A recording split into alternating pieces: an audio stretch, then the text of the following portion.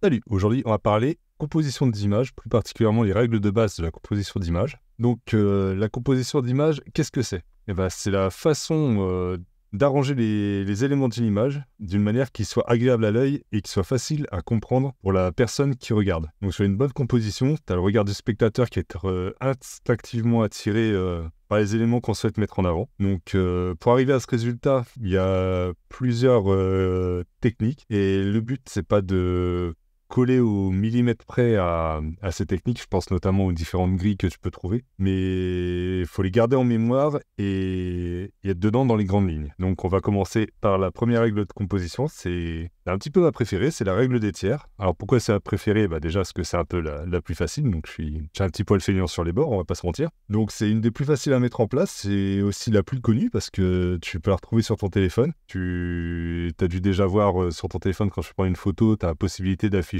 un quadrillage avec deux lignes horizontales et deux lignes verticales qui divisent ton cadre en trois, que ce soit dans le sens horizontal ou vertical. Donc comme son nom l'indique, le principe c'est de diviser le cadre en trois dans le sens horizontal et dans le sens vertical pour créer une grille.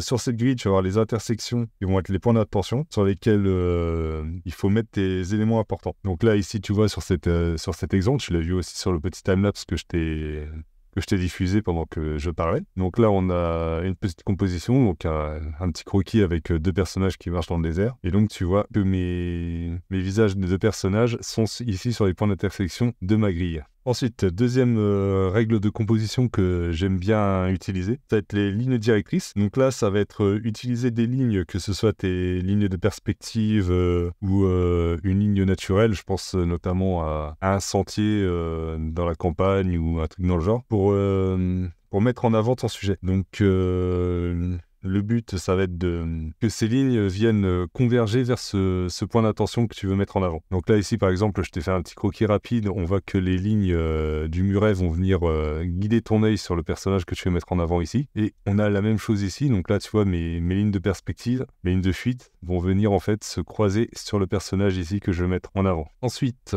une autre composition qui est intéressante à utiliser, ça va être l'utilisation des espaces. Donc là, l'objectif, ça va être de laisser de l'espace dans la direction du mouvement ou du regard. Donc le principe, c'est de viser à éviter que l'observateur ait la sensation que le sujet va venir se cogner sur le bord de l'image. Là, tu vois, typiquement, si je prends mon personnage qui est dans ce calque-là, et sur celui-là aussi, ok, sur deux, hop, je le prends d'ici et que je viens le coller par là, ça fonctionne beaucoup moins au niveau de la composition. Là, on a vraiment la sensation qu'il va venir se prendre le mur, enfin le cadre de l'image. Donc, il vaut mieux laisser de l'espace en avant. Ça permet aussi d'anticiper ou de t'imaginer en fait la progression de ton sujet dans la scène, et c'est pas inintéressant. Le dernier principe que je voulais te présenter dans cette vidéo, c'est l'utilisation d'un cadre dans le cadre. Donc ça peut être un élément d'architecture ou un élément de nature, ou ça peut être aussi d'autres personnages qui viennent en fait encadrer ton sujet principal. Donc là, je t'ai fait deux petits exemples donc avec un élément architectural. Donc ici,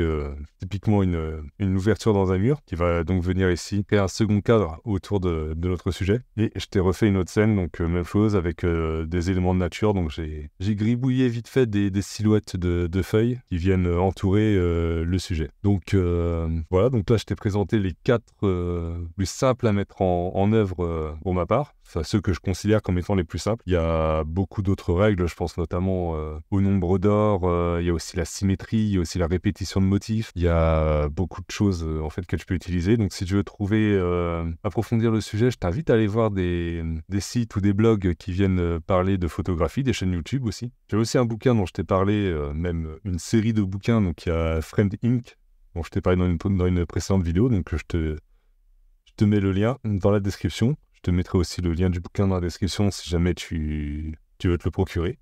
Que toutes ces règles de composition-là fonctionnent aussi parfaitement pour la photographie, c'est exactement la même chose. Tu peux les utiliser donc que ce soit pour créer une illustration, pour créer la couverture de ton BD, de ta BD ou de ton manga, pardon, ou même au sein de tes cases, puisque chaque case est une illustration en soi. Et donc, je te laisse découvrir tout ça, t'entraîner et partage-moi tes travaux. Et je te dis à bientôt pour une prochaine vidéo. Ciao.